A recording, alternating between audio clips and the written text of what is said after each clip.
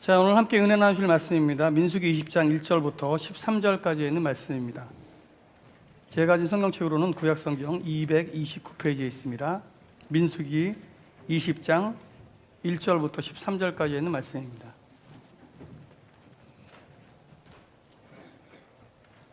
봉독해 드리도록 하겠습니다.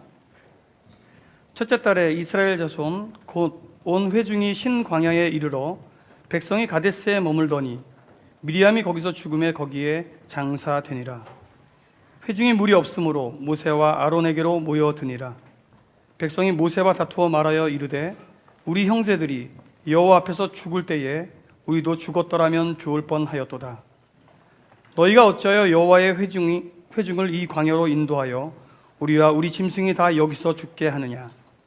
너희가 어찌하여 우리를 애굽에서 나오게 하여 이 나쁜 곳으로 인도하였느냐? 이곳에는 파종할 곳이 없고 무화과도 없고 포도도 없고 석류도 없고 마실 물도 없도다. 모세와 아론이 회중 앞을 떠나 회막문에 이르러 엎드리매 여호와의 영광이 그들에게 나타나며 여호와께서 모세에게 말씀하여 이르시되 지팡이를 가지고 내 형 아론과 함께 회중을 모으고 그들의 목전에서 너희는 반석에게 명령하여 물을 내라 하라. 내가 그 반석이 물을 내게 하여 회중과 그들이 짐승에게 마시게 할지니라. 모세가 그 명령대로 여호와 앞에서 지팡이를 잡으니라. 모세와 아론이 회중을 그 반석 앞에 모으고 모세가 그들에게 이르되 반역한 너희여 들으라. 우리가 너희를 위하여 이 반석에서 물을 내려 하고 모세가 그의 손을 들어 그의 지팡이로 반석을 2번 치니 물이 많이 솟아나오므로 회중과 그들의 짐승이 마시니라. 여호와께서 모세와 아론에게 이르시되 너희가 나를 믿지 아니하고 이스라엘 자손이 목전에서 내 거룩함을 나타내지 아니한 고로 너희는 이 회중을 내가 그들에게 준 땅으로 인도하여 드리지 못하리라 하시니라. 이스라엘 자손이 여호와와 다투었으므로 이를 무리라 하니라. 여호와께서 그들 중에서 그 거룩함을 나타내셨더라. 아멘.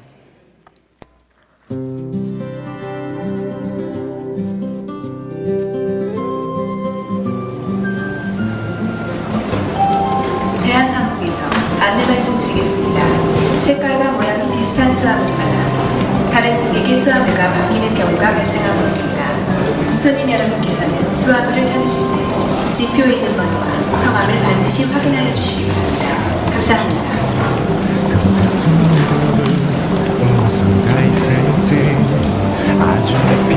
Ladies and gentlemen, may I have your attention please? Baggage of similar shape, color, or size may be mistaken for another passenger's luggage. Please identify each piece of baggage. 감사합니다. by checking its 오늘도 tag number 이렇게 저희 and 베델 identifying 인터내셔널 에어포트를 이용해 주셔서 대단히 감사합니다. 예. 손님 여러분들의 안전과 편안한 여행을 위해서 예. 잠시 검문을 하도록 하도록 아까 하겠습니다. 검색했는데요. 한 번 더 해야 됩니다. 요즘에 보안이 강화가 돼가지고요. 알겠습니다. 하시죠. 팔 좀 벌려주시겠습니까? 이상이 없군요. 예. 뒤로 좀 돌아봐 주시겠어요? 네. 너무 너무 점잖으시고 좋으십니다. 너무 감사합니다. 저기 마지막으로 가방만 한번 검색하고 가방도 아까 바로 검색- 탐색. 예. 저희 요즘에 예. 보안이 너무 예, 심해져 갖고 하시죠. 예. 하시죠. 예. 별일 있겠습니까? 예, 예. 근데 해야 되니까. 잠깐만. 이게 소리가 나. 네네. 예. 예. 아마 컴퓨터 때문에 그럴 거예요. 컴퓨터요? 예, 제가 그렇죠. 뭐 요즘 뭐 노트북 컴퓨터를. 네네. 이거 사막을 유튜브 건너는 때문에 여기까지 그러신가 방법, 보구나. 성경. 네. 예. 한 번만 다시 잠깐만요. 네, 예. 뭐 이게 뭐 있는 것 같은데요. 저희 한 번만 이 안쪽에 좀 봐주실래요? 뭐가 있지? 여기 그냥 옷하고 모자하고 뭐가 있는 것 같은데. 옷하고. 이게 뭐죠? 와우. 이게 왜 여기 들어 있지? 잠깐. 잠깐. 움직이지 마세요. 이거 제 거 아니에요? 알았어요. 잠깐만요. 본부. 비상 상황. 본부. 저기 혹시 왜 폭탄? 어때 직업이 어떻게 되시는? 제가 저기 목사인데. 목사님이요? 예, 베델교회 목사. 목사님이 성경책이나 찬송가를 갖고 가셔야지 왜 폭탄을? 글쎄 말이야 이게 왜 들어 있지? 잠시만요. 예. 혹시 그럼 한 방에 저희를 천국에 보내주시려고? 아니 그런 건 아니고. 그런 건 아니고요. 그런 건 아니고. 그럼 잠깐만요. 예. 잠시만요. 아, 잠시 요즘에 너무 긴장하지 마시고요. 예. 이거 제 거 아닙니다. 제가 아니 그대로 계세요. 그대로 계세요. 예. 제가 예. 아직 장가도 못 갔습니다. 터뜨리시면 안 되고요. 잠깐 기다리세요. 본부 지금 비상 상황. 아, 예, 참, 지원 좀 이게 해주세요. 난감하네. 잠깐 움직이시면 안 돼요. 이거 그대로 계세요. 예. 움직이지 마세요. 손끝 하나 움직이시면 안 됩니다. 그대로 계세요. 아니 빨리 좀 처리해 주세요. 이거 저도 예, 잠깐 본부 잠깐만요. 여권 안 상황에 가져요, 여권. 예. 저 여권 좀 주실래요? 제대로 좀 네, 죄송합니다. 혹시 또 대본대로 안 좋은 죄송합니다. 일단 들어가 보겠습니다. 이거 터뜨리시면 안 돼요. 네. 네. 야, 제 삶의 가방 안에 이 시한폭탄이 들어 있었네요. 보니까 제 아내가 21분을 맞춰놨어요. 설교를 21분 안에 안 끝내면 터져버린다고. 예, 여러분, 분명히 저도 모르고 있었는데 제 삶의 가방 안에 이 시한폭탄이 들어 있었습니다. 오늘 여러분들의 가방을 좀 열어보셔야겠습니다. 혹시 여러분 안에도 이런 시한폭탄이 하나쯤 아니면 몇 개가 들어있지 않은지 말이죠. 성경을 보면요, 성경에 나오는 모든 인물들의 삶 속에 그들의 삶의 가방 속에 시한폭탄들이 들어있었던 것을 볼 수가 있습니다. 자, 첫 번째 인물은 아브라함이죠. 여러분, 아브라함에게는 어떠한 폭탄이 있었나요? 조급함이라는 폭탄이 있었습니다. 하나님의 말씀을 기다리지 못하고 결국은 그의 삶 속에 이 조급함이라는 시한폭탄이 폭발하게 되죠. 그래서 결국 하갈이라고 하는 첩의 몸에서 하나님이 축복하지 않으신 이스마엘이라고 하는 아들을 낳게 됩니다. 그리고 그 파급 효과는요, 그 파괴력은 오늘까지도 여기저기서 일어나고 있는 종교전쟁, 문화전쟁의 원인이 됩니다. 기독교와 이슬람의 싸움 말이죠. 삼손이라고 하는 하나님의 사람에게도 시한폭탄이 있었습니다. 저는 그것을 교만이라고 하는 이름으로 부르고 싶습니다. 힘이 있었거든요. 능력이 있었거든요. 그래서 그는 생각했습니다. 내가 이 힘을 가지고 못할 일이 없다. 세상의 모든 여자가 다 자기 거였습니다. 그리고 그는 자기에게 주어진 그 막강한 능력을 함부로 사용하게 되었죠. 결국 그는 비참한 최후를 맞이하게 됩니다. 사울이라는 왕은 어떻습니까? 그에게는요, 열등감이라는 폭탄이 있었습니다. 처음에는 그게 두드러지게 나타나지 않았죠. 하지만 여러분 혹시 방아쇠 효과라는 걸 들어보셨습니까? 그 안에 째깍이 겼던 시온폭탄의 스위치가 작동되는 순간이 그의 삶에 다가오죠. 바로 다윗의 출현이었습니다. 그의 이야기를 읽다 보면요, 이 폭탄이 아주 어린 시절에서부터 그의 삶의 가방 속에 있었다는 것을 알 수가 있어요. 처음에 왕으로 뽑혔을 때입니다. 그것도 이스라엘의 초대 왕으로 정말 자랑스럽게 하나님의 선택으로 제비뽑기해서 뽑혔을 때 일이었습니다. 왕으로 뽑힌 사람이 어딨냐고 찾아보니까 찾을 수가 없었어요. 그때 사울은 짐 뒤에 숨어 있었다고 말합니다. 제가 만약 오늘 사울을 만난다면 이렇게 얘기할 거예요. 아유, 정말 재수도 없으시네요. 왜? 그는 지금 말하면 송중기만큼 인기가 있었던 사람입니다. 키도 크고 잘생기고 착하기는 얼마나 착했는데요. 자기 아버지가 잃어버린 나귀를 찾기 위해서 새벽 이슬을 맞으면 밤새도록 길거리를 헤맬 만큼 성실하고 착한 효자였습니다. 그런데 그의 안에 자기 스스로를 작게 느끼고 자기 스스로를 부족하다고 느끼는 열등감이라는 시한폭탄이 잠재되어 있었죠. 그런데 그것이 뻥! 터진 겁니다. 바로 다윗이라고 하는 사람을 만나는 날부터 말이죠. 사람들이 다윗을 더 좋아합니다. 그를 더 칭송합니다. 그의 안에서 폭탄이 폭발하고 맙니다. 그것은 시기가 되고 분노가 되고 증오가 되어서 결국은 평생을 그 폭탄을 안고 살다가 스스로 목숨을 끊는 불행한 추월을 맞이합니다. 그만 죽은 게 아니죠. 그의 사랑하는 아들도 함께 죽습니다. 신약 성경에 보면 신약에 나오는 인물들도 다 이 시한폭탄을 안고 살았던 것 같아요. 제일 먼저 생각나는 사람이 누굽니까? 역시 가룟 유다죠. 가룟 유다에게는 야망이라는 폭탄이 있었습니다. 그는 예수 안에서 자기의 야망을 이룰 줄 알았죠. 그런데 예수님이 그가 원하는 혁명은 아니고 천국의 복음으로 이루는 새로운 세상을 이야기하기 시작했습니다. 그의 안에서 잠재되어 있던 야망이 폭발합니다. 그는 3년 동안이나 자기를 먹이고 입히고 가르치고 끌고 다녔던 예수를 은 30냥에 팔아버리고 말죠. 그리고 스스로 목숨을 끊습니다. 도마라는 제자에게는 의심이라고 하는 시한폭탄이 있었습니다. 항상 그의 안에 있었죠. 모든 일을 다 의심하고 모든 일이 다 회의적이었습니다. 예수님이 부활하셨을 때도 그는 자기의 눈으로 보지 않고 손으로 만지지 않고는 믿을 수 없다고 하는 불신의 고백을 하게 됩니다. 그래서 오늘도 우리는 의심 많은 사람들을 다우팅 토머스, 의심 많은 도마라고 하는 서양 속담으로 부르기도 합니다. 베드로에게는 성급함이라고 하는 폭탄이 있었습니다. 그럼 모든 일에 앞장서야 됐죠. 모든 일에 나서야 됐죠. 결국 그는 예수님을 버리는 죄를 범하게 됩니다. 우리 모두가 기억해야 할 것, 오늘 제가 열거한 이 사람들 속에만 이 폭탄이 있는 것은 아닙니다. 박태남 목사 안에만 폭탄이 있는 것이 아닙니다. 여러분 안에 지금 째깍이고 있는 시한폭탄이 있을 수 있다는 사실을 기억하십시오. 모세 안에 있었던 분노라는 시한폭탄이, 다윗에게 있었던 성적 욕망이라고 하는 시한폭탄이 당신 안에 있을 수 있습니다.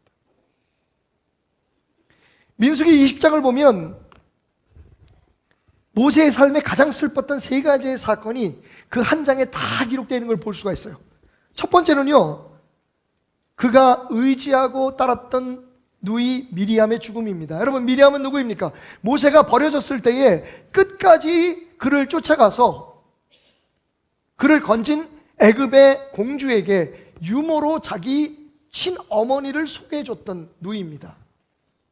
광야 생활 속에서도 몇 번의 충돌을 제외하고는 미리암은 항상 좋은 엄마처럼 누이처럼 모세의 후원자였을 겁니다. 저도 형도 있고 누님 둘이 계신데 솔직히 형은 나이 차이도 있지만 좀 어려웠던 것 같아요.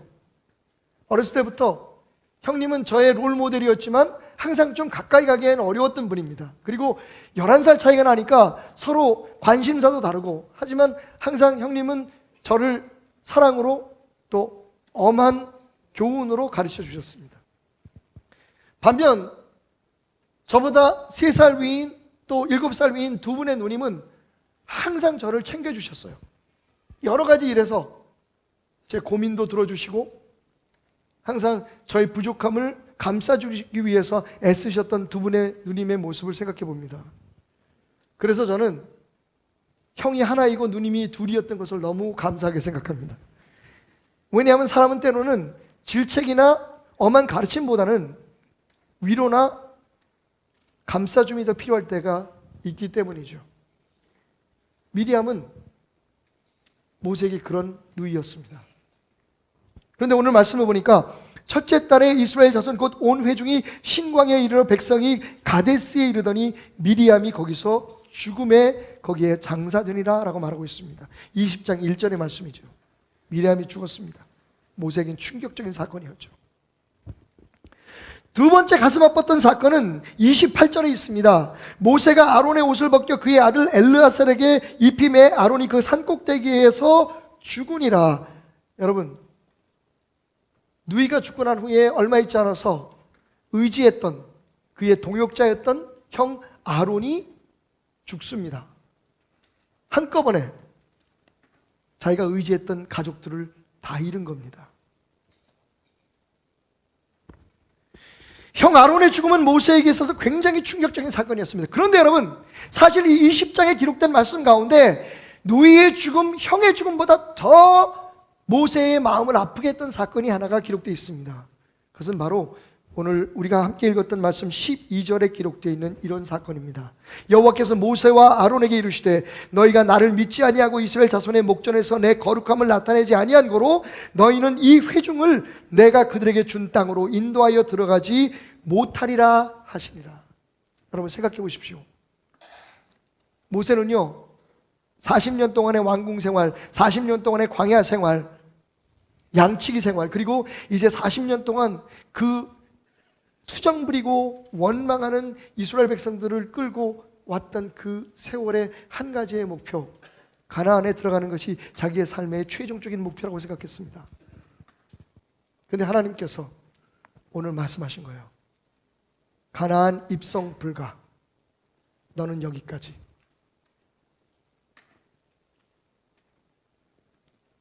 여러분 얼마나 충격적입니까?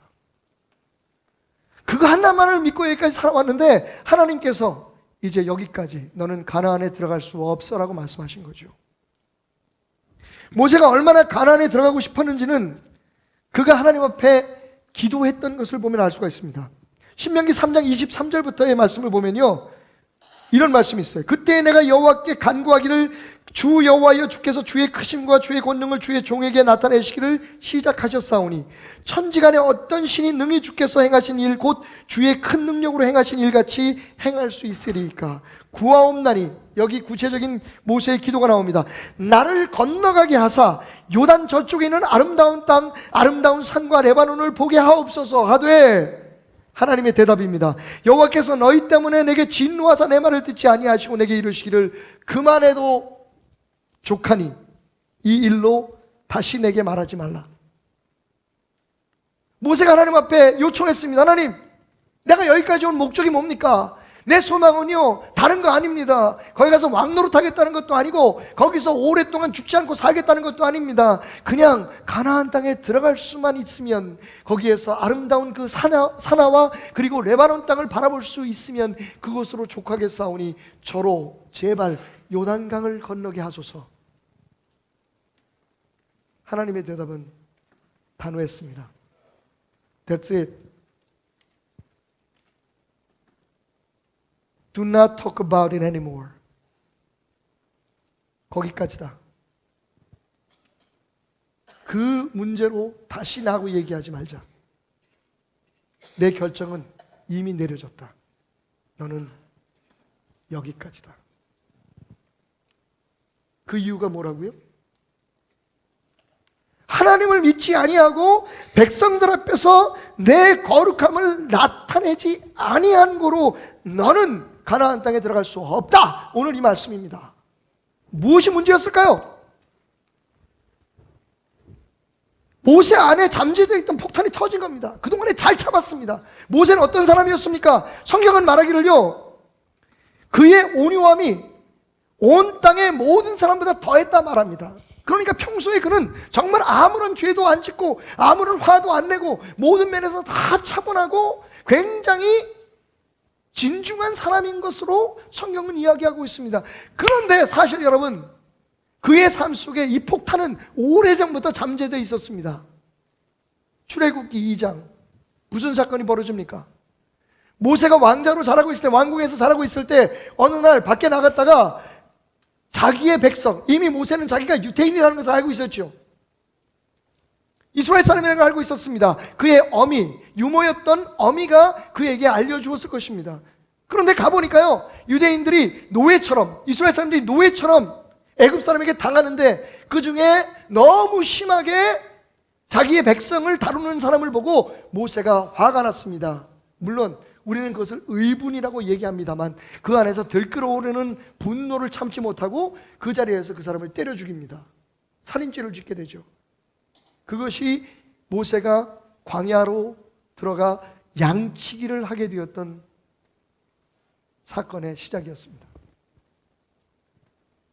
모세가 온유했지만 정말 평소에는 아무런 화도 없고 아무런 분노도 없는 사람처럼 보였지만 그의 안에 이 시한폭탄이 잠재되어 있었다는 겁니다. 그런데 그게 참다가 뻥! 계속 불평하고 원망하고 이제 가나안을 눈앞에 두고 불평하는 이스라엘 백성 앞에서 터지고 만 겁니다. 그리고 그 한 번의 폭발로 말미암아 하나님은 모세가 그렇게도 갈망하고 원했던 가나안 땅의 입성을 막으십니다.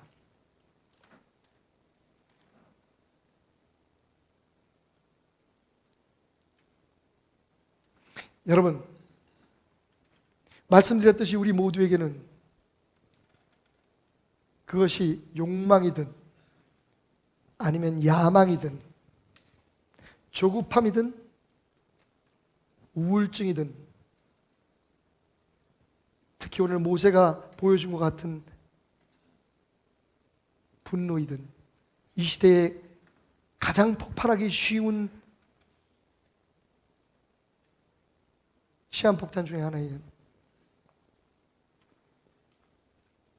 성적인 욕구이든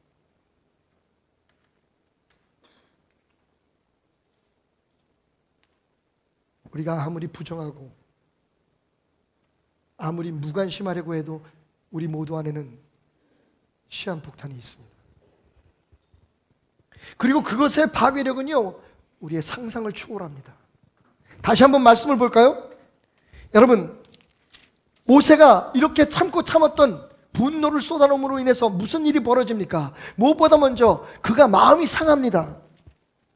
그래서 이스라엘 백성들에게 이렇게 말합니다. 반역하는 너희여 들으라. 이제까지 모세가 누구를 위해 살았습니까? 무엇을 위해 살았습니까? 모세는요, 차라리 이 백성을 벌하시려면 나를 대신 죽여달라고 그 백성들을 위해서 스스로 목숨까지도 하나님 앞에 드리기를 갈망했던 사람입니다. 간구했던 사람입니다. 그런데 그가 지금요, 그 사랑하는 백성들을 향해서 지금 독소를 뿜어냅니다. 참고 참았던 욕을 해버리는 거예요. 이 반역한 자들아. 사실 우리 한글 성경에는 그 말이 얼마나 무서운 말인지 잘 우리가 이해할 수 없게 번역되어 있지만 이 말은요, 저주 중에 저주입니다. 다시 말하면 하나님 앞에 버림받을 자, 하나님을 무시하고 하나님의 뜻에 반역하는 자들이라는 뜻입니다.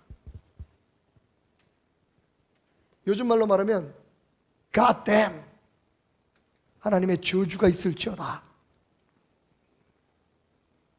너무 마음이 상한 거죠. 여러분, 우리 안에 이 시한폭탄이 터지면요, 우리 자신이 정신을 잃게 됩니다. 우리 자신이 평정을 잃게 됩니다. 우리가 이성을 잃게 됩니다.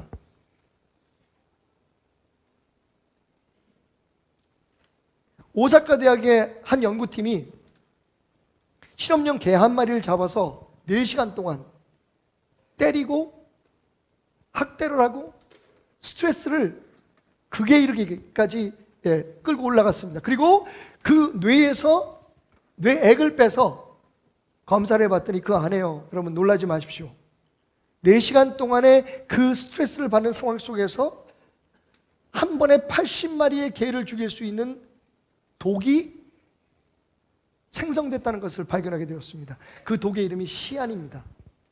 무서운 독입니다. 청산가리만큼 무서운 독입니다.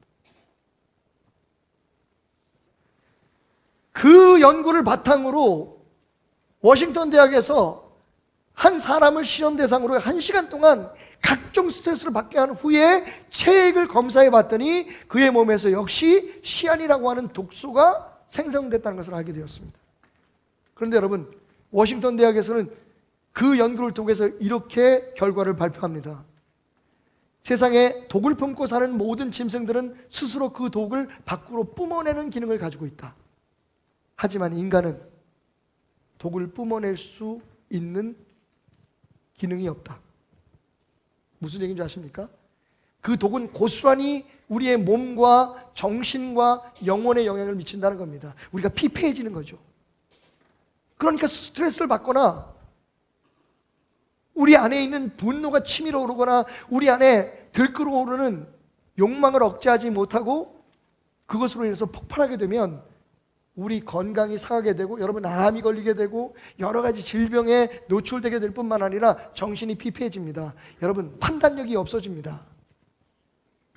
개 80마리를 한꺼번에 죽일 수 있는 독소가 우리 마음에서 우리 안에서 지금 솟구쳐 오르는 겁니다. 그러니까 그렇게 목숨을 바쳐 사랑했던 백성들에게 이 저주받을 사람들아 라고 이야기할 수 있게 되는 겁니다. 우리가 사랑하는 사람들에게, 가족들에게 욕을 하게 되고 진노를 쏟아내게 되는 이유가 바로 거기에 있습니다.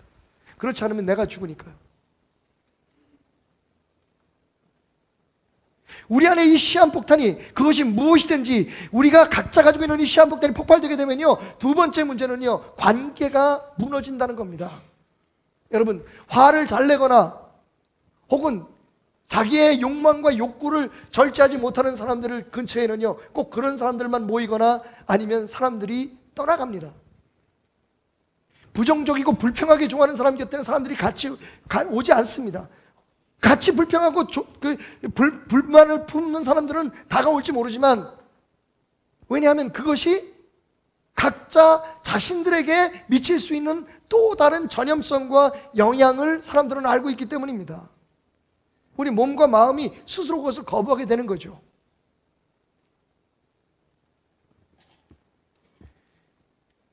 이 폭탄이 터지면 가정이 파괴됩니다. 그것도 여러분 한 대가 아니라 대대로 문제가 생깁니다. 사실 예전에 우리나라, 가부장적인 우리나라에는 남자는 밖에 나가서 바람을 피워도 된다라고 하는 은연중에 용납하는 정서가 있었습니다. 남자는 원래 욕망을 가지고 있고 자손 번식의 그 욕망을 어떤 모양으로든지 그 분산을 시켜야 된다. 그래서 여러분, 홍등가가 생겨나고, 그리고 밖에 나가서 씨앗을 보고 와도 사실은 가정을 지키기 위해서 그것을 참아야 된다고 생각하는 것이 우리의 정서였습니다. 그 결과 TV 방송이나 케이블 방송이 돈을 벌었습니다. 드라마 작가들이요, 심심치 않게 거의 비슷한 내용의 드라마들을 쏟아내고 불륜이나 여러 가지 그런 상상할 수 없는 그런 막장 이야기들을 소재로 해서 계속해서 돈을 법니다. 그런데 문제는 뭡니까? 실제적으로는요, 그것 때문에 상처를 안고 가족들이 파괴되고, 그 한 번 자기의 욕망을 처리하지 못하고 터뜨리는 바람에 상상할 수도 없는 불행이 가정을 파괴하는 무서운 결과가 지금 이 나라의 불행의 뿌리가 되고 있다는 겁니다. 최근에 진짜 경악을 금치 못할 수밖에 없었던 사건이 있었죠. 이모가 자기 조카를 발로 차서 죽였습니다. 거의 사고겠죠. 그런데 그냥 찬 건 아닌 것 같아요. 분노가 가득해서 찼습니다. 나중에 조사하는 과정에서 이모가 아니라 사실은 엄마라는 사실이 발견되었고, 약간 정신적인 지체가 있었던 이 이모 아닌 엄마를 형부가 강제적으로 성폭행을 해서 낳은 두 아이 중에 하나이라는 사실이 발견되었습니다. 외적으로는요, 이모고 조카라고 알려졌지만 사실은 자기 아들이었던 거예요. 여러분, 그 아이를 볼 때마다 그녀의 마음속에선 시한폭탄이 째깍이기 시작했던 겁니다. 그리고 어느 날 자기의 말을 듣지 않는다는, 옷을 갈아입으라 하는데 옷을 갈아입지 않는다는 이유 때문에 그녀는 자기 안에 자제할 수 없는 폭발력을 그 아이를 향한 분노로 쏟아내게 되고, 그 아이는 이모 아니 엄마의 발에 채여 죽습니다.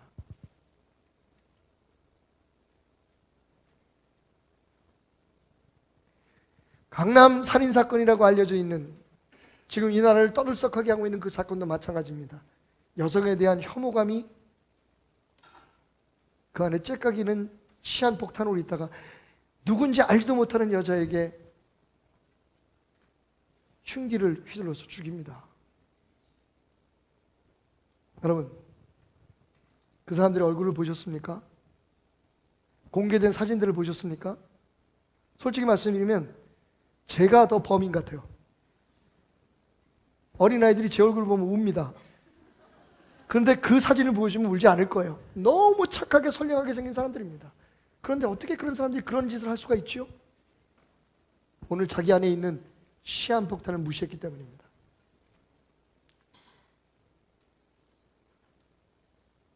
모세도 자기의 삶에 그런 결과가 있을 것이라고는 상상도 못했겠죠.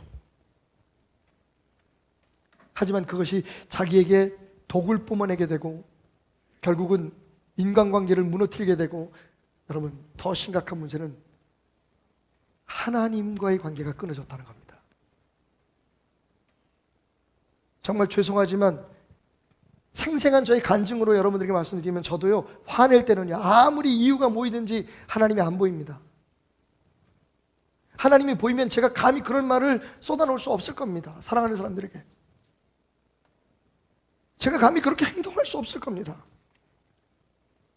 그리고 금방 저는요 그 화를 쏟아내고 난 후에 저의 안에 있는 시한폭탄이 터져서 저는 후련하죠. 그리고 난 다음에 저는 사람들에게 이렇게 얘기합니다. 나는 뒤끝이 없는 사람이야. 이미 폭탄은 터졌는데요.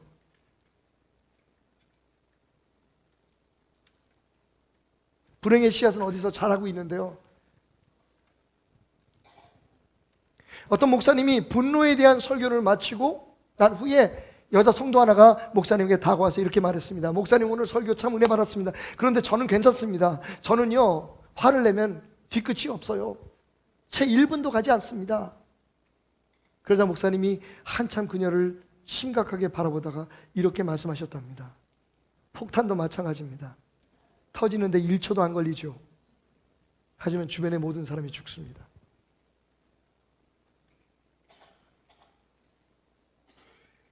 주변의 사람들이 죽는 것도 죽는 거지만 내가 하나님으로부터 분리되는 순간이라는 것을 하나님이 지금 그것을 말씀하고 있습니다.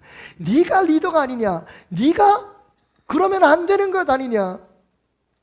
설교를 준비하면서 부속실 전도사님이 서전사가 제게 묻더라고요. 하나님은 왜 모세에게만 이렇게 냉정하셨을까요? 제 답은 간단했습니다. 모세니까.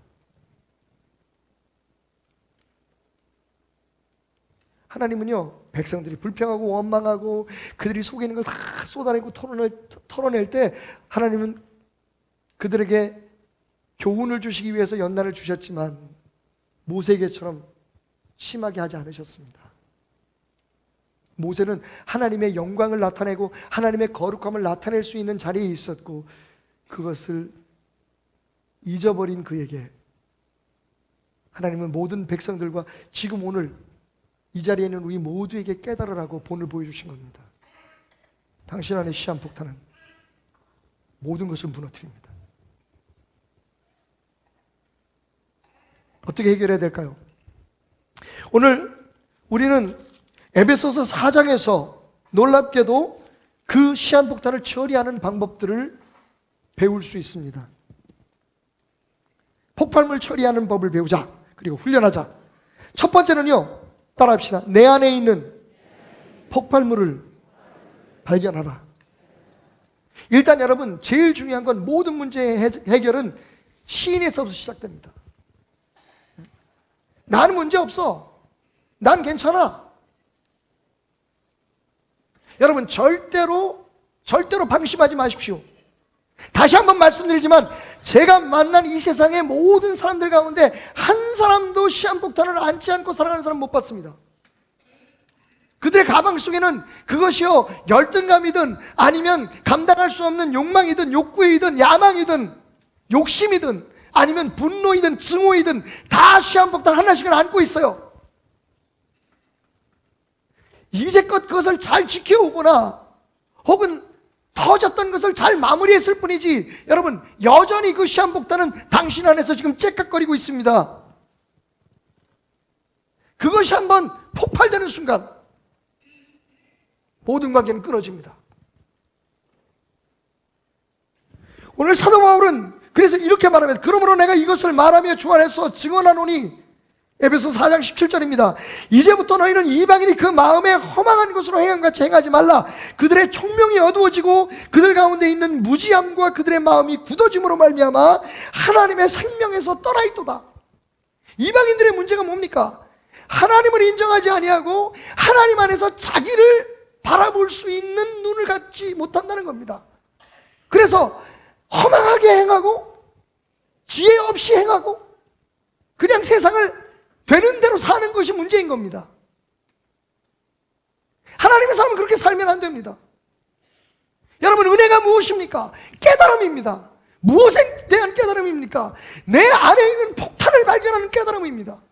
많은 사람들이 성경을 보면서 설교를 들으면서 그래, 저 사람은 이거 고쳐야 돼, 이 사람은 저거 고쳐야 돼, 다른 사람 안에 있는 들보는 발견하는데, 티는 발견하는데 실제적으로 집을 무너뜨릴 수 있는 들보가 내 눈에 박혀 있다는 것을 몰라요. 그래서 문제가 생겨나는 겁니다. 넌 이거 고쳐야 돼, 넌 저거 고쳐야 돼 얘기하면서 사실상 내 안에 있는 시한폭탄의 실제에 대해서 깨닫지 못한다는 겁니다. 여러분, 저는요 가끔 성도들 가운데 정말 나름대로 몸부림을 쳐요. 그렇게 하면 안 된다고 생각하면서 몸부림을 치는데 그럼에도 불구하고 항상 제자리에 돌아 있는 사람을 볼 수 있습니다. 자기의 괴로움을 이겨내지 못해서 자기 사는 삶의 어떤 그 빈자리를 채우기 위해서 과다하게 음주를 해서 취하거나 혹은 노름을 하거나, 여러분, 이 모든 것들이 사실은요 우리 안에 있는 폭탄이 터진 결과입니다.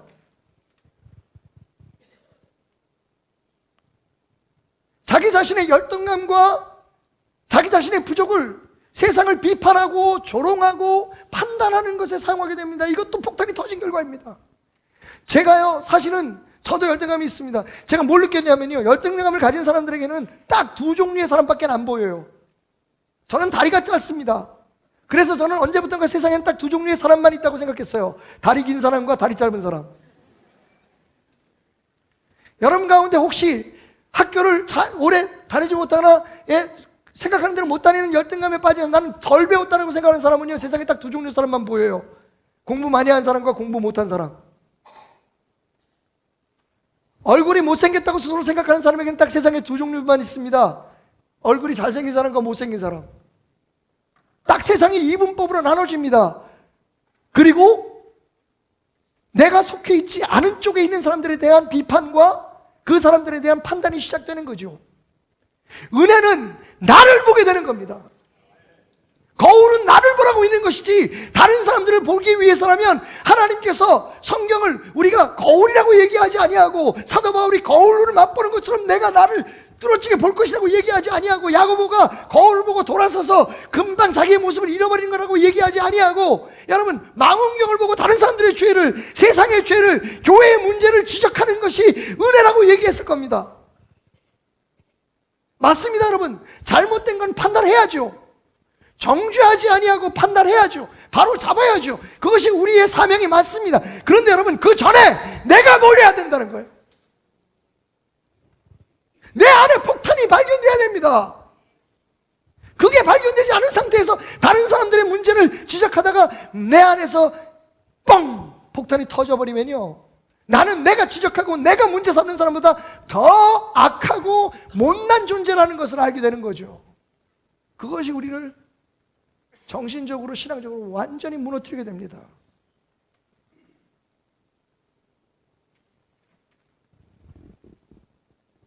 내 안에 있는 폭발물을 발견하십시오. 그리고 그것을 적절히 해결해야 된다는 사실을 인지하십시오. 그냥 내버려 두면 안 됩니다, 여러분.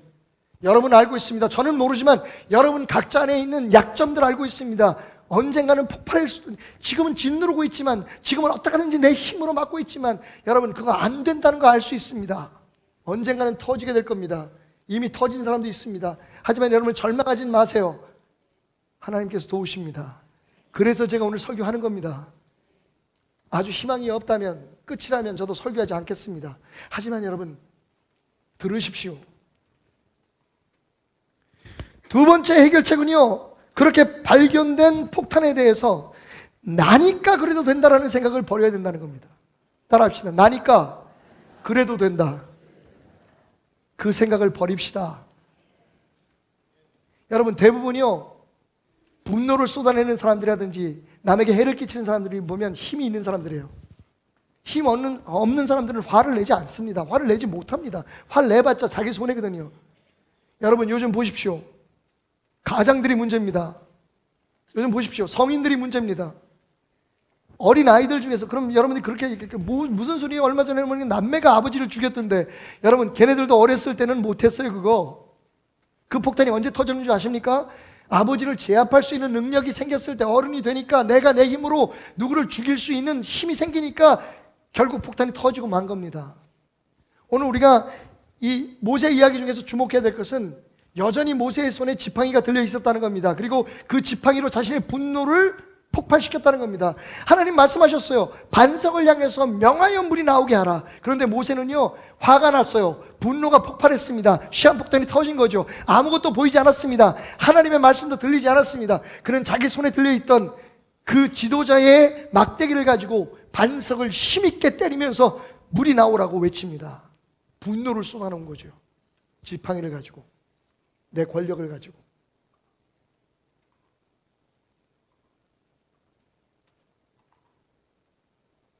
오늘 가정에서 힘이 있다고 생각하시는 분들은 오늘 말씀 잘 들으십시오. 교회 안에서 내가 무엇인가 힘을 가졌다고 생각하시는 분들은 더 잘 들으십시오. 사회에서 내가 지도층에 있고 누군가에게 영향을 미칠 수 있고 누구를 다스리는 위치에 있는 사람들은 잘 들으십시오. 당신이 문제입니다. 성경은요, 힘 있는 사람이 가장 약자라고 말합니다. 그래서 힘 있는 사람이 항상 문제의 원인이 되기 때문입니다. 그래서 성경은 섬기라고 얘기합니다. 섬기는 자가 가장 강한 자이기 때문입니다. 간증을 피할 수 없군요. 어린 시절 저는 제 아내에게 참 못된 짓을 많이 했습니다. 왜? 내게 그런 힘이 있었으니까. 전 남자였거든요. 제가 독소를 뿜어낼 때, 소위 우리가 말하는 버벌 몰레스팅을 할 때, 제가 말로써 학대할 때 제 아내는 들으면서 울고만 있었습니다. 순간 저는 후련했습니다. 곧 후회가 밀려왔지만요. 이제는 말씀을 통해 저를 봅니다. 그 이유가 제 열등감 때문이었습니다. 어머님 계신 앞에서 항상 이런 말씀하는 게 참 부담스럽죠. 그래서 어떨 땐 어머님 다른 교회 가라고 하고 싶어요. 어머님이 저를 저랬어 저 사람이? 라고 바라보는 것 같아서. 근데 이렇게 돌아서서 얘기하겠어요.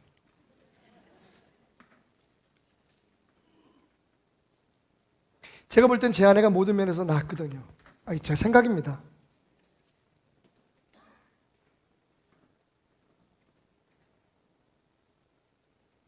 어떡하든 제가 제 아내를 제압해야 된다는 생각이 제 안에 있었는지도 모르겠습니다.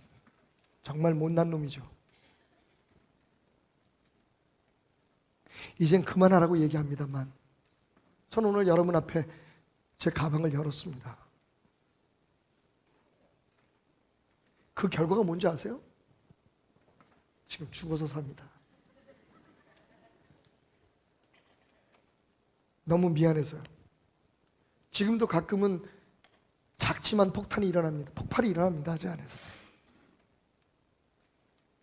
평생을 지고 가야 될 폭탄이죠. 여러분, 저는 여러분에게 폭탄을 제거하라는 말씀 드리지 않습니다. 그건 우리 힘으로 할 수 없는 거기 때문에. 하지만 제어하십시오. 다루는 법을 배워야 합니다. 대부분 집안에서 그동안에 바람 피우는 사람들 누구였습니까? 가장들이었거든요. 힘이 있거든요. 난 그래도 돼. 여러분, 오직 하면 우리나라에 그런 말이 있습니까? 영웅은 호색이라고. 호색은 등신입니다. 그게 어떤 결과를 가져오는지 우리가 알고 있습니다. 근데 보세요. 정치인들이 무슨 숨겨놓았던 아이들이 발견되고 그러면요, 우리가 다 그럴 수 있어. 그렇게 열심히 일하는 사람들, 그렇게 스트레스 많이 받는 사람들 그럴 수 있어. 여러분, 그럴 수 있다는 말이 우리의 머릿속에서 잊혀지지 않는 한 그 폭탄은 항상 째깍거리고 있다는 것을 기억하십시오. 세상을 핑계대고 충분히 사랑해주지 않은 아내를 핑계대고 나는 그럴 수밖에 없었다라고 얘기하기엔 그 폭탄의 위력은 그 자손 대대로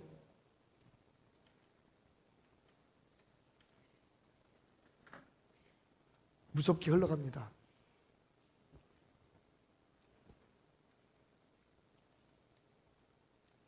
다행스러운 건 저의 그 못난 행동들이 제 아이들이 태어나기 전에 있었던 일이기에 하나님 앞에 감사합니다. 진짜 어느 순간 제가 몇 번 여러분에게 간증했지만 제 입에서 이런 말이 나왔어요. 내겐 내 아내에게 화를 낼 수 있는 권리가 없다. 당신도 권리 없습니다. 아이들을 그렇게 함부로 다뤄야 될, 나도 모르게 가정에서 쌓인 진노, 분노를 가지고 쏟아놔야 될, 세상에서 가진 그런 안타까움을 가지고 교회 와서 막 쏟아내야 될 권리 없습니다. 모세라고 지팡이를 들어서 그 백성들을 저주해야 될 권리가 없습니다. 나는 그래도 되라는 생각을 버리십시오.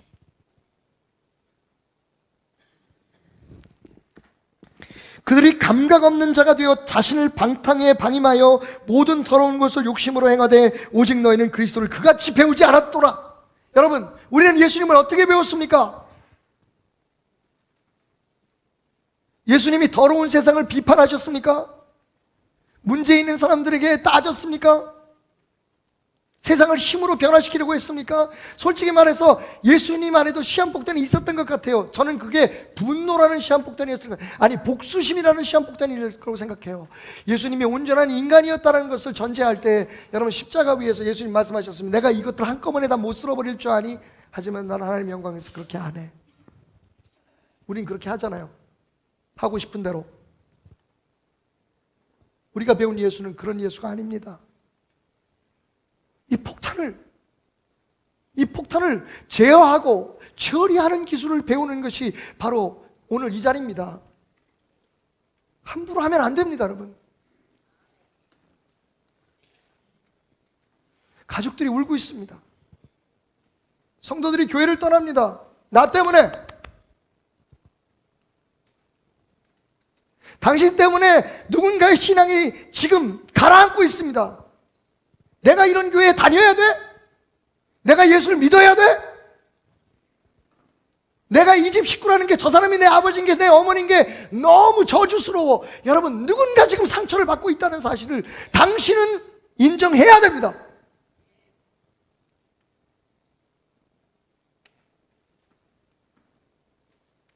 얼마 전 제가 자녀들에 대한 설교를 하면서 그런 말씀 드렸죠. 아이들의 성품을 가장 바르게 키울 수 있는 방법은 아이들 앞에서 부부싸움하지 않는 거다.